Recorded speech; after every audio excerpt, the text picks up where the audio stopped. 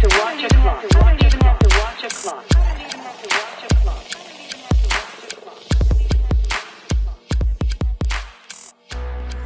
Hello, happy Monday. Welcome to the Bold Moves podcast. I am the host, Mandie Brice, and I'm super excited to share with you an interview that I did with Morgaine Trine. She majored in ancient Mediterranean history and ended up falling in love with bookkeeping. Honestly, bookkeeping instead, and has found a way to combine the two in her own business despite seeing her mom's highs and lows in a life of entrepreneurship, and has found a way to make it work and be a digital nomad, making it so that she can help people passionately manage their books while traveling the world and seeing history firsthand. I think you're going to love this chat, and if you are a law of attraction believer, I think you will find it exceptionally interesting because it goes with a lot of the things that people who preach the law of attraction believe in. So I thought that was a little bit uplifting, and I hope you do too. All right, without any further ado, here is Morgaine Trine.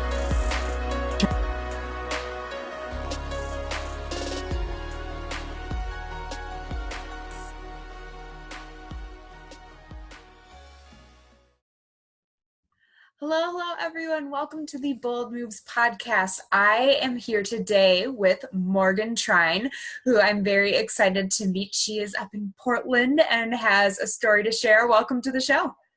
Thank you so much for having me. I am so excited to be here. Oh, my pleasure. So you know it's called Bold Moves, and obviously you wouldn't be on here if you hadn't made some. Do you want to share a little bit about your story, the risks you've taken, why you're the perfect candidate to be on this podcast? Yeah, absolutely. So I recently started my own bookkeeping business. Okay. And that I decided to start that because I originally decided that I wanted to be traveling full time. Okay. So about 2 years ago, I made the decision to travel and did everything that I could to set up a life where I could be nomadic, so to say.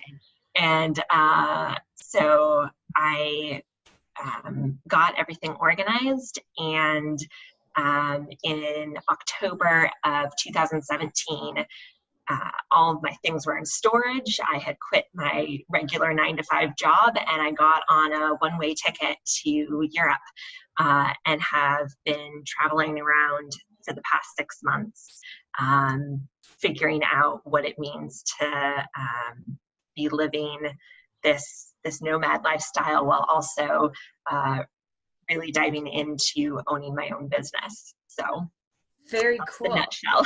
I love it. So what were you doing before? What was the 9-to-5? Where were you? Yeah. So this all starts in 2016. I had graduated college in 2015 and spent the summer and fall working at a company, a business that I had a relationship with for several years. Then I decided to go work at a friend's hotel in Turkey. So, so that's what was going on in 2015 after I graduated, sort of like getting my feet under me, so to say. And what did you study and where? So I studied ancient Mediterranean history at Quest University in Canada. Okay. So are you a Canadian originally? No. Okay. No, I am not. I'm originally from Portland. Okay. So you can see that there's a little bit of travel already going on. Yes. And interest in it. I assume that's why you would study, what was it, ancient Mediterranean history? Yes. History. Okay. Yeah. So I got back from being in Turkey, from living there for several months, and thought that I would be in Portland for like a month or two. Because my goal at that point was to go into museum curation. Okay, I was going to ask what someone who majors in ancient Mediterranean history generally does, and if that's a Yes. common major at your school, maybe. So it was because I didn't want to teach. I didn't want to become a professor. So I thought curation, that was a good way for me to go. And I wanted to get work experience instead of going straight into a grad program. I felt very strongly that I actually wanted to do the work first before I was like, yes, let me pay for more school to do this. Right. And so that was the goal. And everything that I tried to do just wasn't working out. I was applying to entry-level positions at museums. I really wanted them to be museums that had antiquities departments. Makes sense. Which typically means, at least in the US, the bigger museums. Right. You know, the ones that are more prestigious and thus have more people applying for. And so I just wasn't getting hearing anything back. You know, I was also looking at auction houses or art galleries, just something to like get my foot in the door. And surprise, surprise, Portland is not the place for antiquities. So I was looking at also, that would mean moving to a bigger city like LA or New York or Chicago, like something with a big art scene in it. Okay. And things just weren't happening. You know, partly because it is those bigger institutions have, you know, more people applying. I didn't have the like work experience to really make my resume stand out. And so just wasn't hearing anything back. What I finally did is I got a volunteer position at a local museum in Portland. You know, just like, let me be in a museum setting, get some volunteer experience in, get the work experience in that way. Because so that, of the whole catch-22 that you need experience to work, but you need to work to get experience. Yes, exactly. And so started volunteering at a museum in Portland, which meant then that I was going to be in Portland for longer, which I didn't really want to be. You know, there's a huge number of people moving to Portland, and I'm one of them that's like, can I leave? And so then having to find some sort of part-time work position that, you know, can support me and feed me while I'm getting the volunteer experience. Right. And, you know, I don't know what it was, but I was not hearing back from work positions. And, you know, I was applying for office-y administrative positions, things that I have experience in and am very qualified for, and just wasn't hearing anything back. Okay. So that was a period of the start of February of 2016 to I finally found a part-time position at the start of June. Okay. So, you know, that's a considerable amount of months to just be sitting there not making money and kind of going crazy of like, what's all of these things that I'm trying to do felt like brick wall, you know. Or did you move back in with your parents or? Yeah. So I was living at home, and you know, that was something that I didn't want to be doing because I'm a very independent person. but I did end up doing that. And so what I learned through that, the volunteering at the local museum, was that it wasn't necessarily the museum work that I really loved. It was the ancient Mediterranean part that I really loved. Like Which that. is no surprise since that was your focus. Okay. Exactly. You learned what you already knew. Exactly. So the work position I got was teeny. It was 12 hours a week. And I did that for about a month. Was that at the museum? No, this was at an investment firm in Portland. So you're starting to see where the money might be coming in here. Yeah, I was gonna say, it starts paying the bills. Right?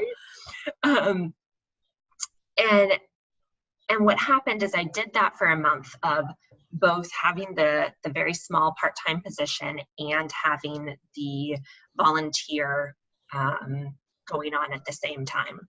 Mm-hmm. And I hit a breaking point.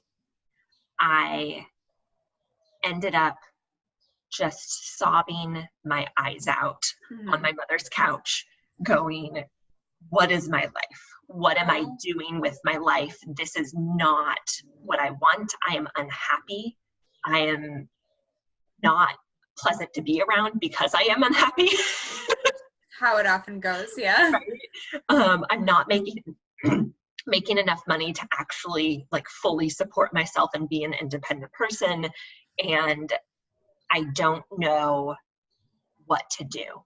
I don't know how to move forward.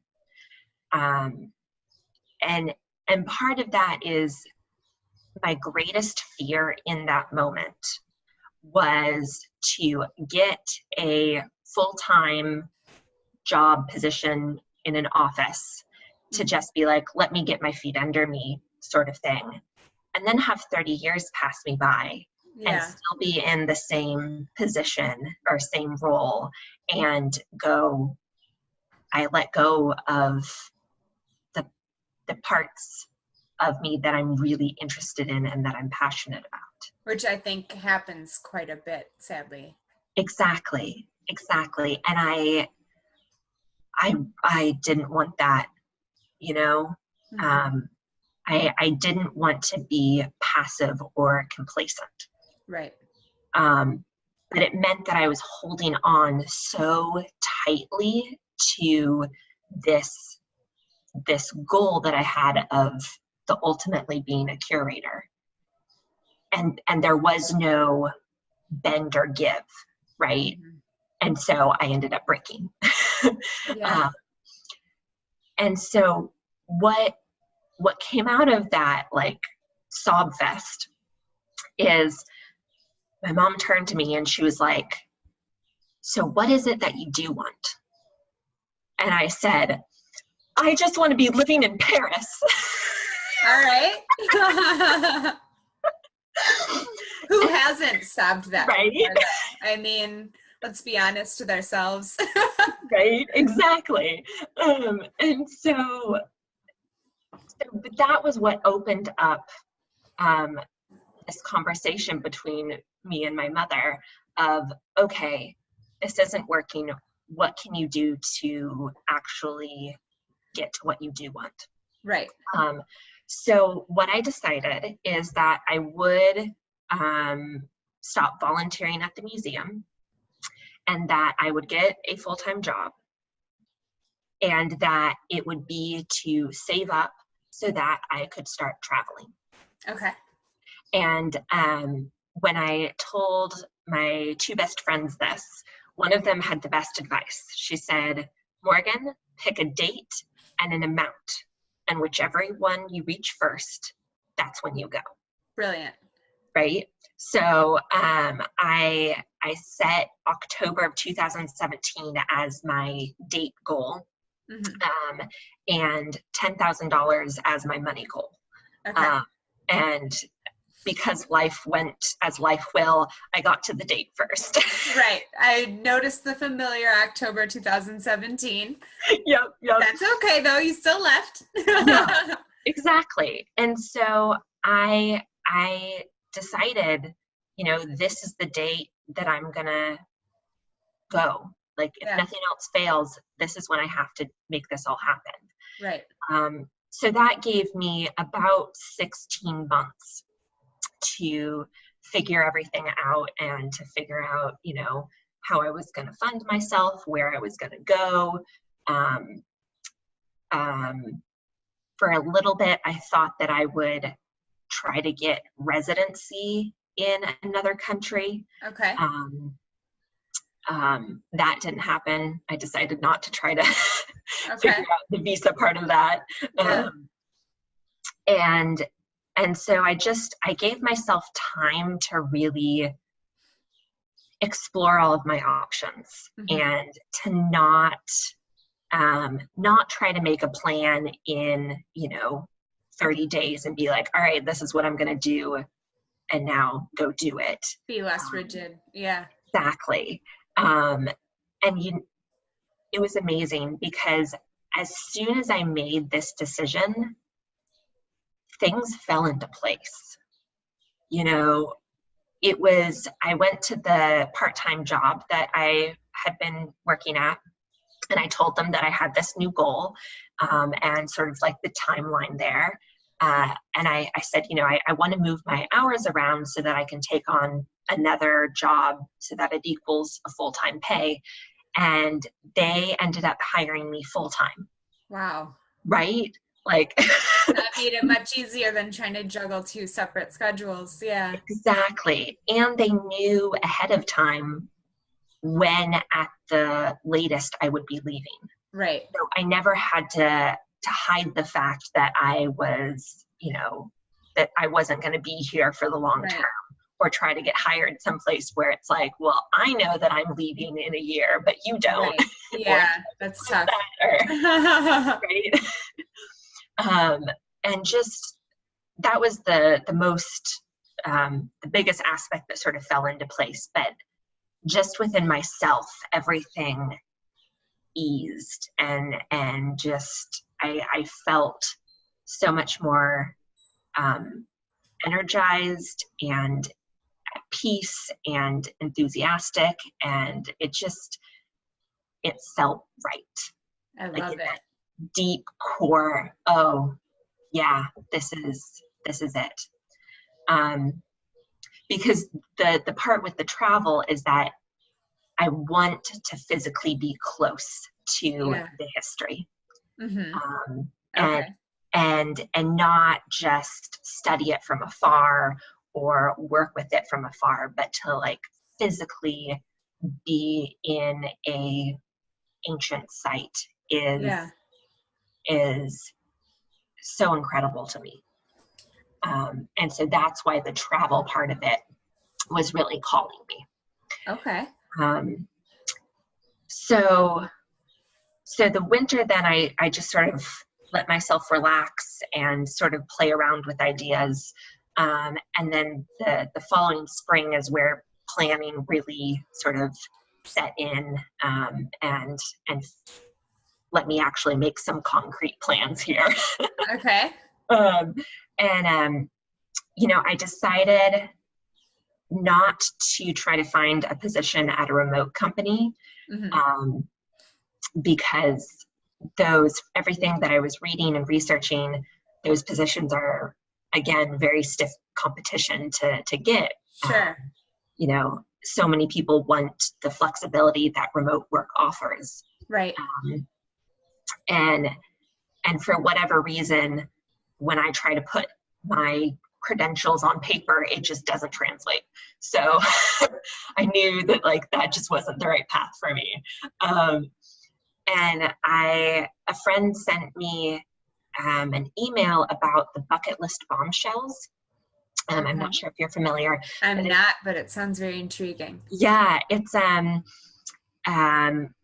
business of two millennial women who have courses to teach other predominantly millennial women how to run their own business and travel the world.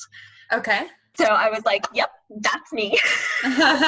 Perfect. So I got their course and I went through it. And that's when I was like, okay, I'm going to be a business owner. And that set in, was like, all right, I'm going to do this. and it's really funny to me because my mother's been an entrepreneur my whole life. She's owned her own online business since I was 2. Wow. What is it?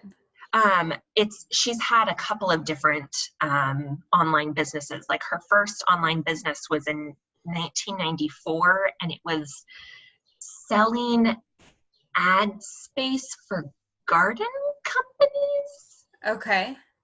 Something. She was really a pioneer then, because that's very, very early. Exactly. And so I've grown up seeing, the entrepreneur lifestyle, and not just the like pretty travel photos, but the behind the scenes pulling my hair out. Why isn't my, website doing this thing? Yeah. And I didn't want that. That's fair. As an entrepreneur, I can see how that would be unappealing. So the fact that I actually got to the point where I was like, okay, I will own my own business was big, because I had been sort of resisting that for a long time. And but going through this course really laid it out for me and made it feel very attainable. I felt, it just felt like the right decision again, that this was the thing that I could do to make the travel possible. Yeah. What made you decide on bookkeeping? Yeah, so that was another interesting part is, I have experience as like reception administration. So I thought maybe I'd do some sort of virtual assistant, online business manager, but again, I wasn't putting pressure on myself to make the decision immediately. Mm-hmm. It wasn't something where I was going through the course and let me figure out this first thing before I can do the next step.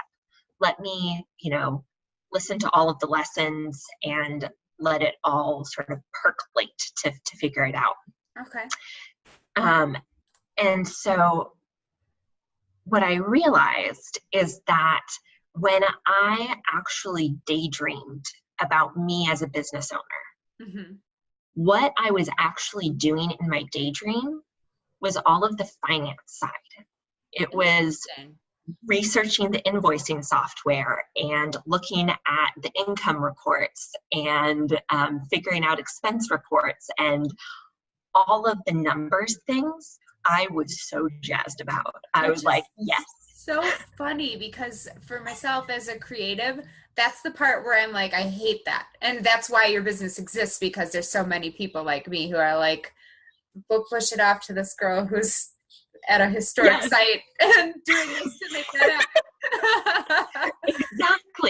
Exactly. And that's what I realized is because I had found this creative community. I love the women that I've met, through the online creative world, mm-hmm. and realizing that the thing I love to do is the thing they didn't like to do. Right. It was like, yes, this is perfect. So then I went out and I got myself another course to teach me bookkeeping.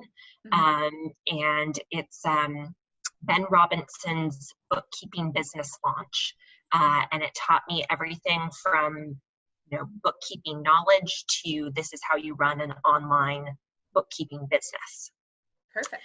So I did that course for the summer, and set up my website, figured out the name, got myself registered, did all of the back end, let me get myself ready and set up to fully launch this when I actually get on the plane. Right. And so, it was something where I was still working 9 to 5 and, getting all of the business stuff set up, sort of as the side hustle part of it. Right. And again, it felt right. And it felt, it was the perfect decision for me.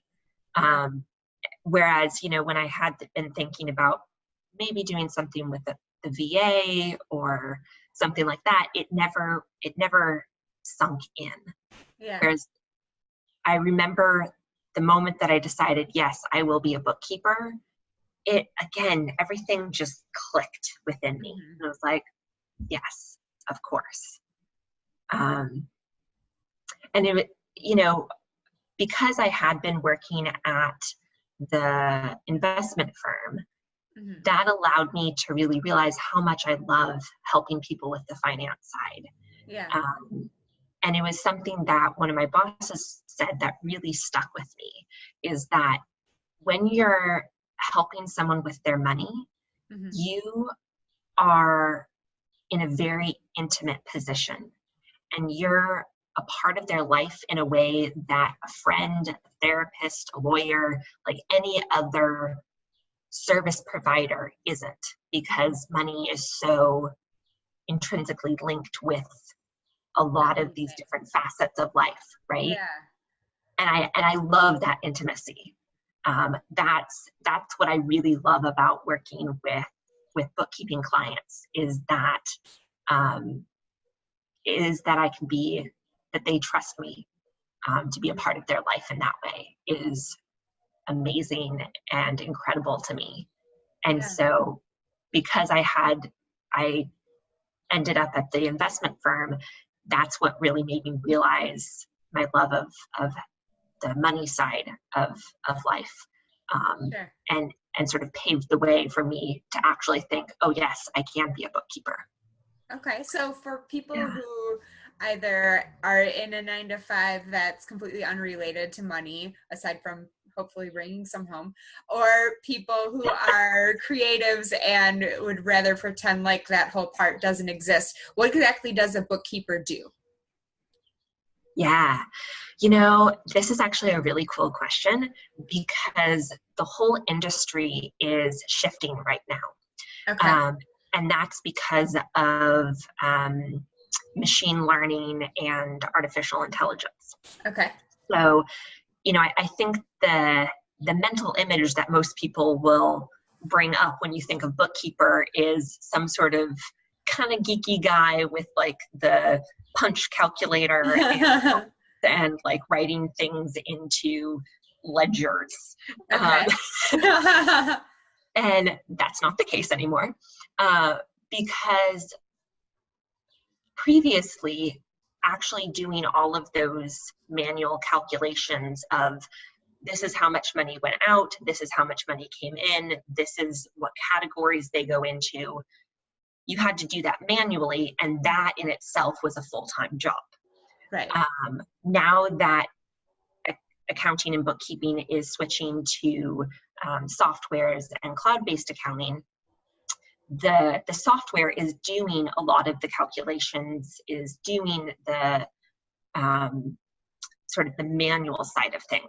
Sure. Which means that as bookkeepers, we can now do more, because less of our time is taken up with adding, 3 + 2, or, Hopefully whatever that is, right? And so there's a shift going on where for bookkeepers, and part of what I do is, yes, I organize the finances and put expenses into the right categories and create reports at the end of the month. But it means that I also can interpret more and talk with clients about what do all of these numbers mean, and then also get into advising. And so based on the numbers here, I could suggest this or this. Okay. And that's, so that's where bookkeeping as an industry is going more towards. Okay. In not just organizing the business finances, but into interpreting and advising. So when you're saying advising, would it be strategies to make more money, to spend less, a little bit of both? Yeah. It depends on the bookkeeper. Okay. for me, I really love strategizing about profit, Sure. and how to be more profitable, and that also sometimes means looking at expenses, and if you're spending too much, spending habits, but they're they're so tightly interwoven, Mhm. that by necessity you kind of have to do both. Right. Yeah. Got it. Yeah. That makes sense. Cool. So where are you? What is the plan now? Are you planning to continue traveling? Obviously, you're at home. I don't know how long you're planning on being there, but is the ultimate goal still to continue traveling? Is it to gain experience to, again, try to work at a museum down the line? Or what's the plan now? Totally. Well, so I just got back to the US a little over a week ago. So I Okay. was traveling for 6 months, Okay. and I did 3 weeks in Milan, and then a month on Crete in Greece, and then 3 months in Cyprus, Okay. and then 6 weeks in the Canary Islands in Spain. Okay. So that was a good chunk of time. Yeah. And then now I'm back in Portland for about 6 months, and I have more travel plans that are tentative, and once those become concrete for Europe, then I'll see how I can add on more travel to that. Okay. And then I also have a couple of small trips during the summer planned already. So, Awesome. so I'm moving around within the U.S. As well, but that's again something I'm just allowing myself the time to figure out. Yeah. It's stressful to have to think about visas and finding new accommodation every month or so. Right.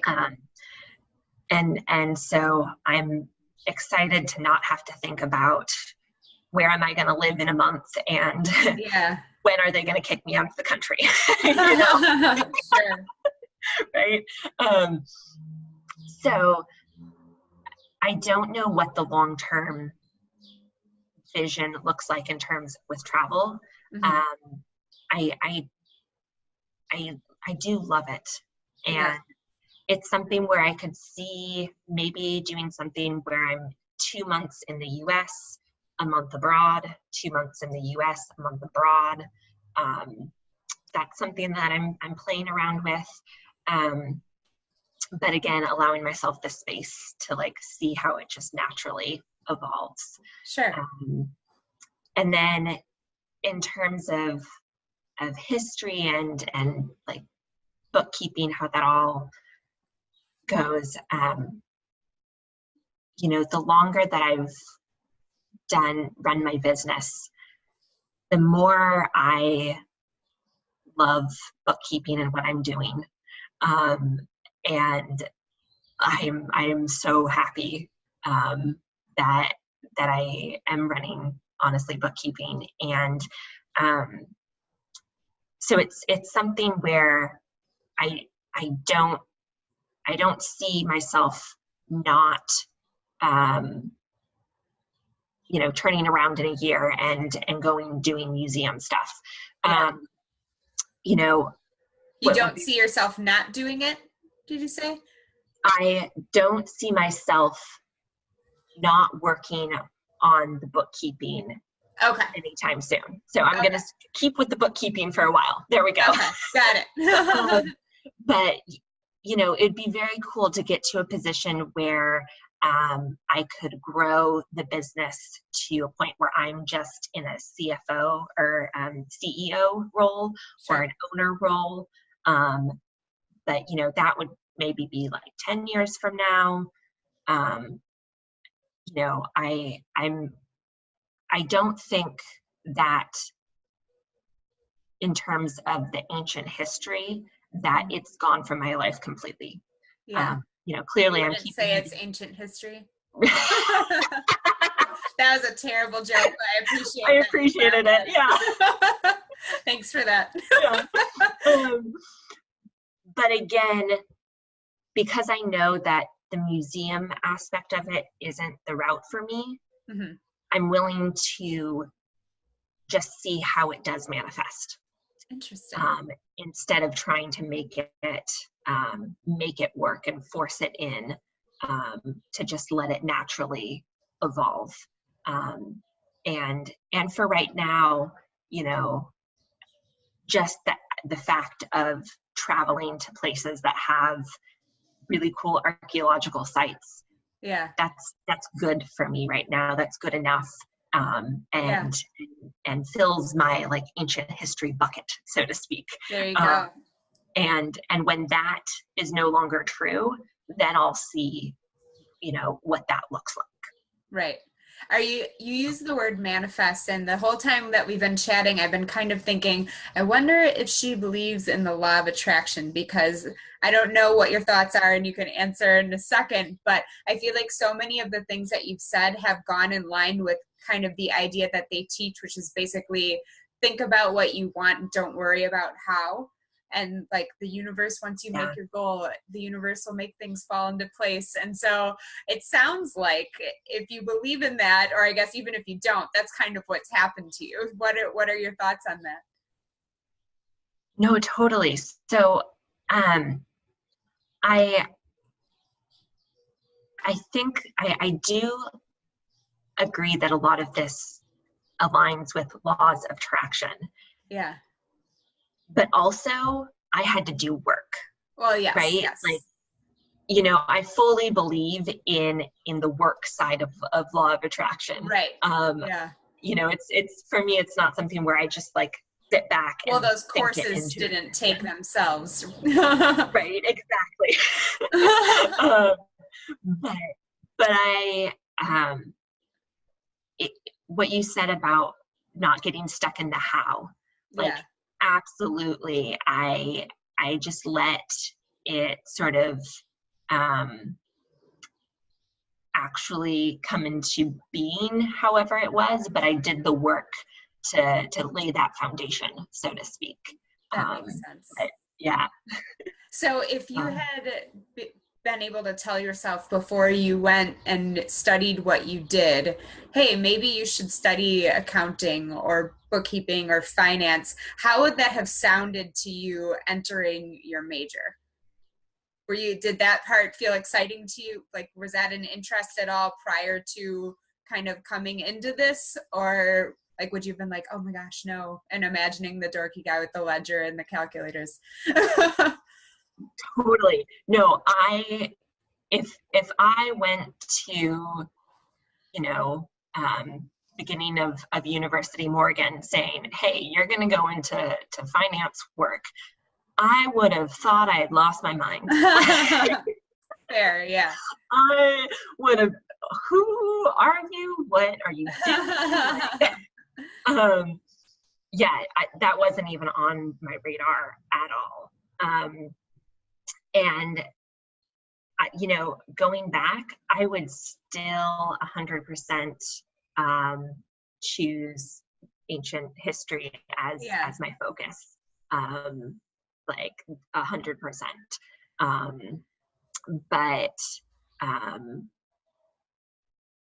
But yeah, I wouldn't have believed that I would be working in finance. That's funny. Yeah, I love that.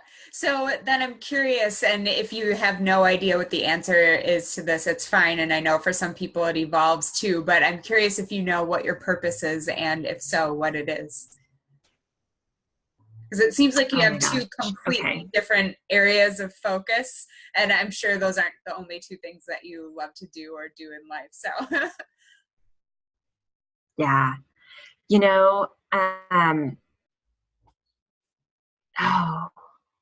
I sort of have like two different answers also.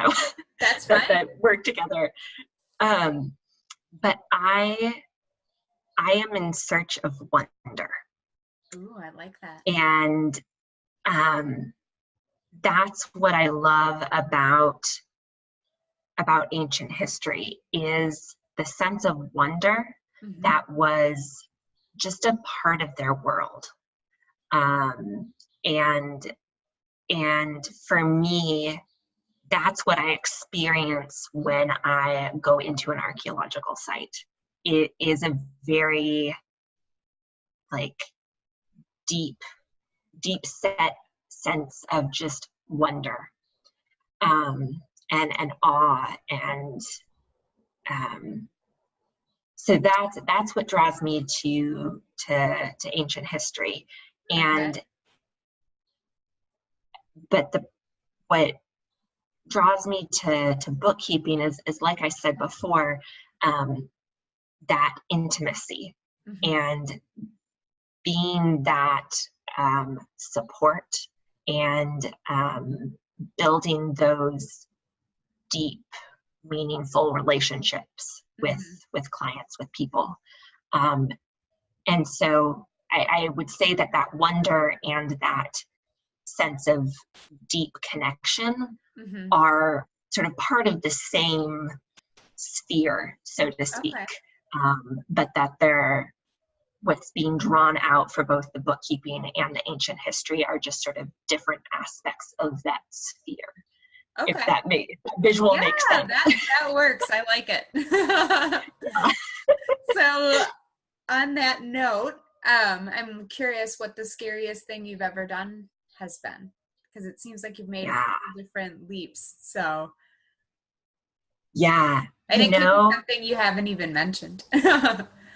It's something that I haven't even mentioned. So the year that I was prepping to go abroad and to start the business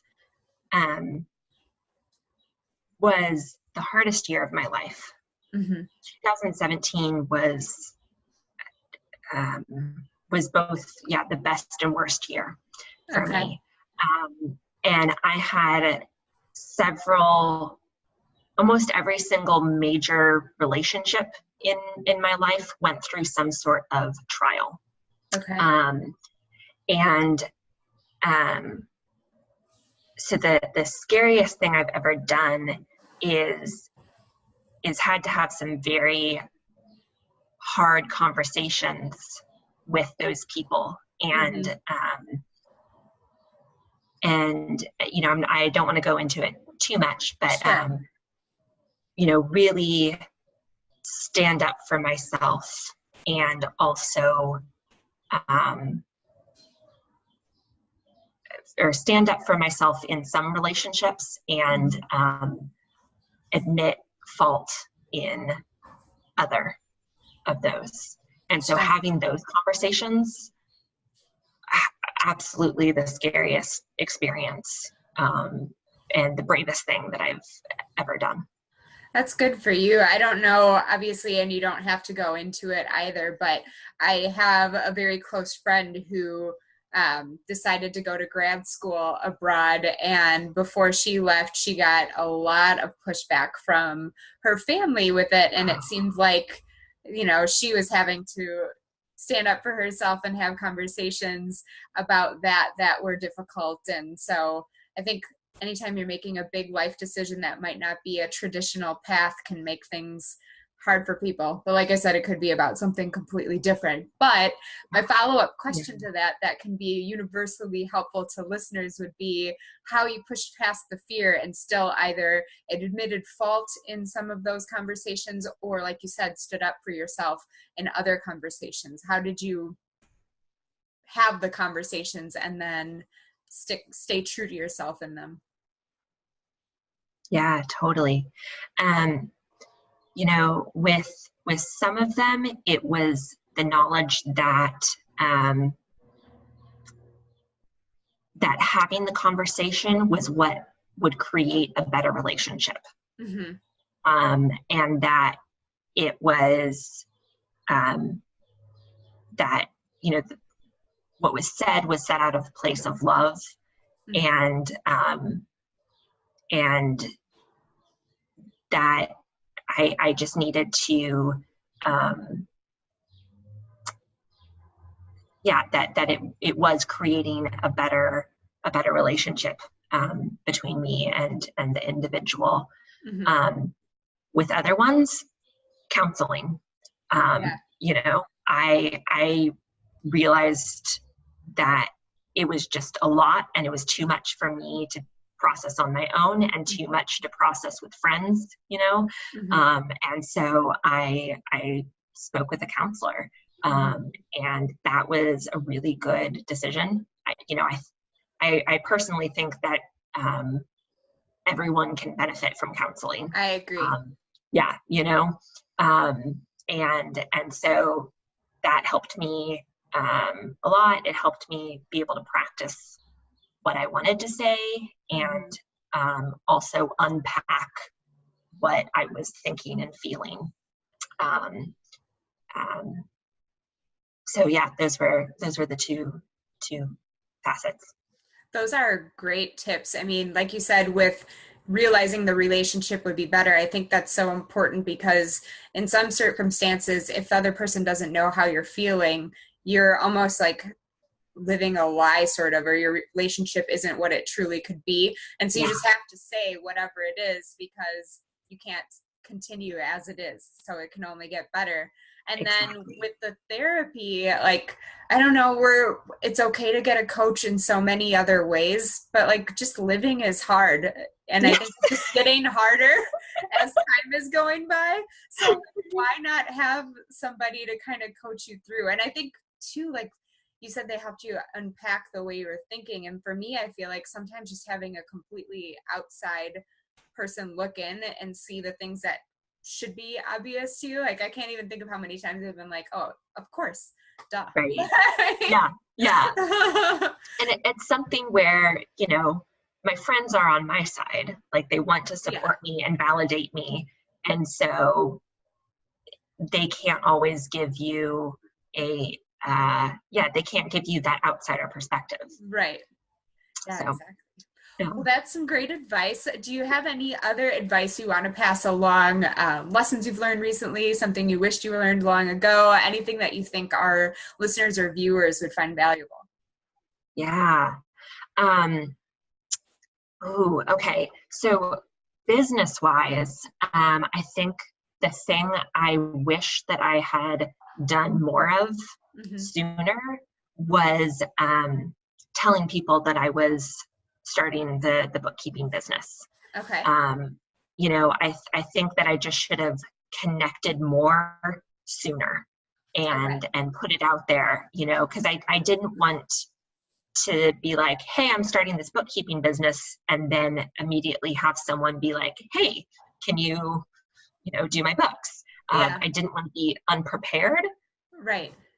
But that meant once I was, done with the 9-to-5 abroad, I had to do all of that work then. So I think talking to more people about what I was doing sooner would have been like the thing that I should have done. And then the thing that I think I did right when I was setting everything up was figuring out what was stopping me. Okay. Like, what was the task that was preventing me from getting to my ultimate goal, and when I figured out what that was, I did it. So for instance, for a while, I felt like I couldn't get the website up and going or start telling people that I was doing this. And that was because I wasn't registered. I hadn't registered my business yet. Yeah. And so I was like, all right, that's the thing that's stopping me from feeling like I can dive into this. Let me go through that process and get my business set up. And like the same with the website. As soon as I realized I wanted to do other things, but was stopping myself because I didn't have a website, I made a website. So kind of like bowling pins. I set them all up and then knock them down one by one. I love that systematic approach. How did you determine what it was that was stopping you? Because I feel like sometimes people just kind of stay kind of stuck and maybe don't even realize why. So did you just brainstorm? Was it your counselor or therapist? How did you, or did you just were good at being in touch with kind of what you needed to do? I think I was just good at figuring it out. Partly because I had the deadline. It was like, all right, October, like I got to make this happen. But every time I was like, oh, I can't do this, I was like, can I actually not do this? Like, or is it just me thinking that I can't do this? And based on what the answer was, then I proceeded forward. Okay. And it was something also, what helped me was knowing that I didn't have to do it all. Like it wasn't a matter of getting it done perfectly. It wasn't a matter of like getting everything set up exactly right before I could do it. I just had to do it. Yeah. So just that the mentality of I know that whatever I do now is going to change. Yeah. So like, that's why I didn't create a logo. That's why I didn't spend, 10 million hours getting the website perfect, because I knew in 3 months, 6 months, a week, it would change. Sure. And so it just had to be up there for me to like get it out and ready. And then it would just naturally evolve. Yeah. I love that. And that makes so much sense, because I think so many people get in that analysis paralysis or expecting perfection, and then they never do anything. And it's like, done is better than perfectly not done. Exactly. And, like everything was set up where I didn't have I couldn't back out. Yeah. Right. My full-time job was ending. At this point, I had moved out, and my lease was going to be up in October. I was selling my car. I was putting things into storage. I had bought a ticket. I couldn't afford to not do it. You didn't have a safety net. It wasn't something like, well, I have time to get this perfect. It was like, I got 3 months at this point, and I got to do a lot. So I got to do it. Yeah. Yeah. Wow. Yeah. That's amazing. And that makes total sense. Okay. So you mentioned a couple courses already, and you gave some really great life advice, even I think throughout our chat, not just when, on demand, which I love. This part of my podcast is that I get to pick everyone's brain. But I'm wondering if you have any book recommendations. It seems like you've been on a lot of long flights. I don't know if you read then or what, but I'd love to hear anything that you think people would enjoy reading. And it doesn't have to be business related or personal development, just any good reads you want to recommend. Yeah, totally. No, I love reading. It's like I read every night before I go to sleep, sort of thing. Sure. So I have too many book recommendations, but I have a couple that I selected. So the first for business is Profit First by Mike Michalowicz. I've heard good things. Yeah. It sounds like a good one coming from a bookkeeper who's focused on profitability. Exactly. Yeah, exactly. So I really like what he has to say. And I like that it's a system. So it's not just like money mindset, but this is how you can implement something. Okay. And he like lays out steps for you. I listened to the audio version, and he's hilarious. So that's a good like money especially business. A potentially dry topic being funny is, I'm sure. Right. Yeah. If you listen to his podcast, I am laughing most of the time. So that's the business book that I would recommend. But then another book that I love that's not business at all is called The Song of Achilles by Madeline Miller. And it tells the story of Achilles and through that, the Trojan War. And it's a beautiful book. It's just one of those lyric writers, and is a really good, just a really good story. And I love it. So because we've talked so much about the ancient history part of things, thought I'd throw that in. Sure. Appreciate that. Yeah. And then another book that I love that contributed the most to my emotional intelligence is called The Tao of Equus. Okay. And it's by Lisa K something. Okay. We'll make sure it's in the show notes. Yeah. And that one is a little bit more woo-woo. So if that's not your cup of tea, you can probably pass. But it totally changed how I relate to other people. Okay. And it's a really good read. It's written for horsey people, but I think people who are not horse people can also get a lot out of it too. So okay. Yeah. All right. Would you consider yourself a horsey person? Yeah, I have grown up riding horses. There's a nonprofit that I support that is a off-the-grid working ranch and summer camp. And there's horses there. So I grew up riding at that camp and then teaching the summer camp and then supporting that. So some of my revenue is donated to the nonprofit portion of that. So very cool. Yeah. I love that. All right. So I mentioned the show notes, and I want to make sure that this information is in there too, in case there's another creative listening who just wants to pretend that bookkeeping's not even a thing and would love your services.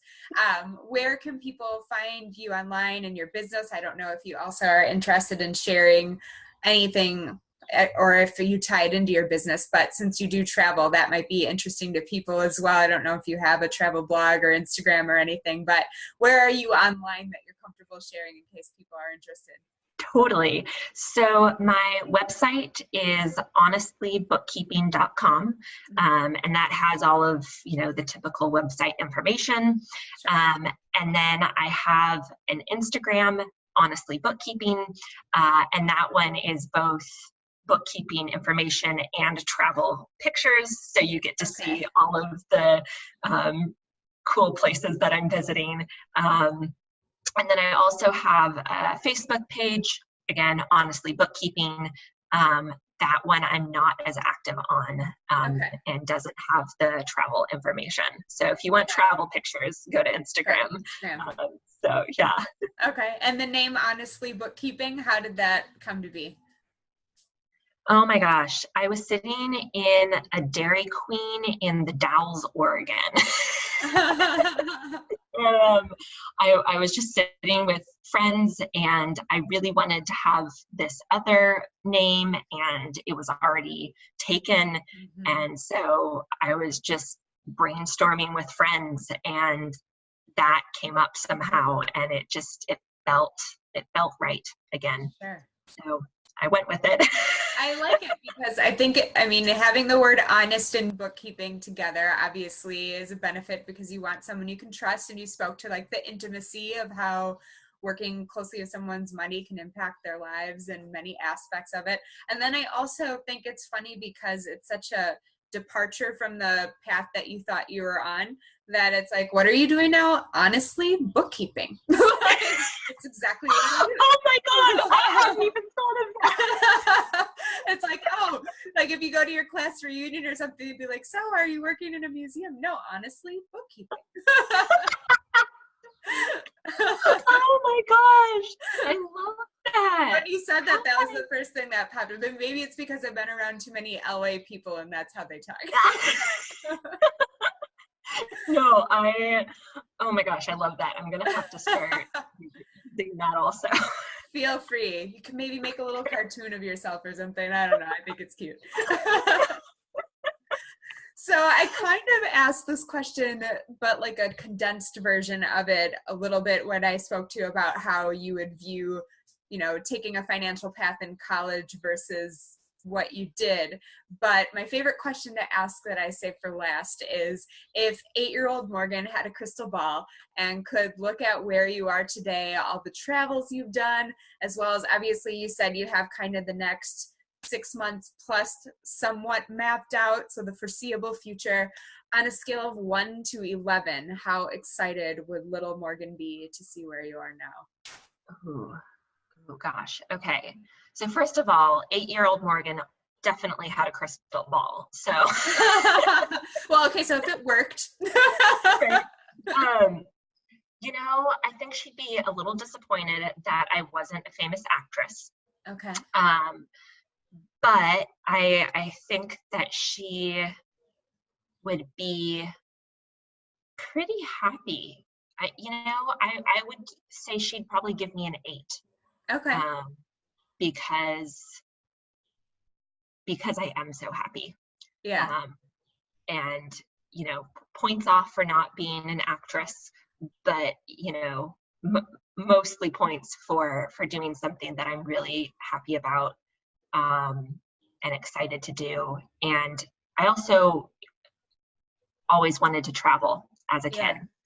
And so the fact that I am doing that, I think she'd be really, really excited about. So that's awesome. Yeah. Do you still have any theatrical aspirations or inclinations, or was that more of a thing? I can get my fix through Facebook Lives, and Okay. But I do love speaking. I did theater all through, elementary, middle school, high school, college. Yeah, so I've done performing arts for a good chunk of my life. Just haven't gotten to any sort of movie level of things, which that's where the points off for 8-year-old would be. And so 8-year-old Morgaine is taking points off, but how about you now? What would you rate yourself? Oh my gosh. Yeah, like 10. Like, I am so excited and also willing to just see how it unfolds. I love that. Right? That and I know that there are hard days and there are, hurdles to get over. Right. But yeah, I'm just excited and happy and ready to see just how this all unfolds. I love it. That's awesome. All right. Well, thank you so much for sharing your story and all of your great tips with us. I really appreciated it. Yes. Oh my gosh, I had such a good time, Mandie, and I loved your questions too. Oh, thank you. I'm so glad that you had fun. Yeah.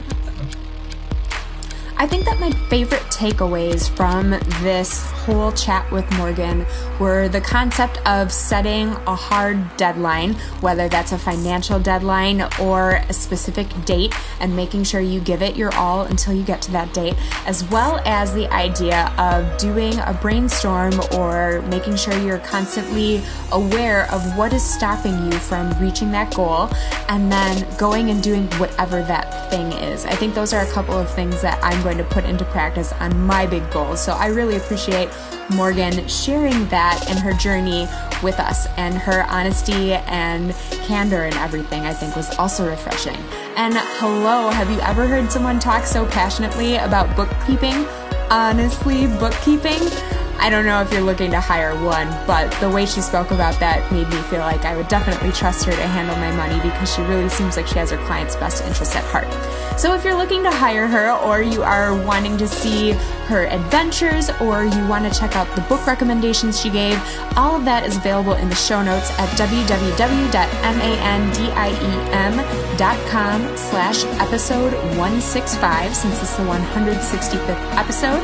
I did buy the domain for boldmovespodcast.com, so you can head there, but that is a little bit under construction. However, you still can find all of the episodes. So if there's something that you saw or heard from way back that you want to check out, you can head over there and you'll be able to find it. It just might not be as convenient as I hope it will someday. Anyway, while we're talking about where to find us, I would love if you head over to iTunes and left me a review, because my goal is to help as many people as possible live the life of their dreams by getting out of their comfort zone, building their confidence, and really going after what they truly want. And the best way to do that is if more people hear the podcast, are inspired, and then use inspired action. So doing the work, as Morgan would say, to get closer to those goals. Another way that you can help me do that is to share this with friends, whether it's on social media, texting it to someone, emailing. If you have anyone who is interested in any of the topics we chatted about, or who is in the process of going after their dreams, maybe they will find this informative or inspiring, and I would appreciate it if you shared it. So thank you in advance for doing that. If you are a first-time listener, I invite you to subscribe so that you either get an automatic download or a notification whenever a new episode comes out. And by the way, a new one is coming out this coming Friday, so stay tuned for that. You won't want to miss it. It's a challenge from Morgan to, again, that goal, get you out of that comfort zone and closer to your dream life. I'm also looking for more people like Morgan who have made bold moves and lived to tell about it. So if that sounds like you or someone you know, either go yourself or send your friend or the person in your mind to www.mandiem.com/guest. And that is where you will find a form. You can give me all of your information and I'll get back to you with scheduling. And the next thing you know, your story will be all over the internet, or at least the people who are listening to the Bold Moves podcast. Okay, that's enough for now. I hope you are having an amazing Monday or whatever day you're listening to this on. And as always, be bold and have a sparkly day. Bye-bye.